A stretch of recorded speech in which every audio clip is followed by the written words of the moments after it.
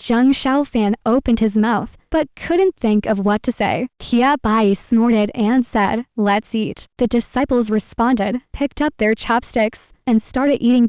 In the dining hall, there was silence. Zhang Xiaofan was so nervous that his heart was in his throat, and cold sweat poured down his forehead. He whispered, "Master, senior brothers, I didn't do well, you double quotes. Whoa, it's so delicious," Tia Linger suddenly exclaimed. Couldn't help but pick up another piece of bamboo shoot and put it in her mouth. Zhang Xiaofan was stunned. He saw all the senior brothers nodding approvingly, praising him endlessly. "I didn't expect junior brother to have such talent. Impressive.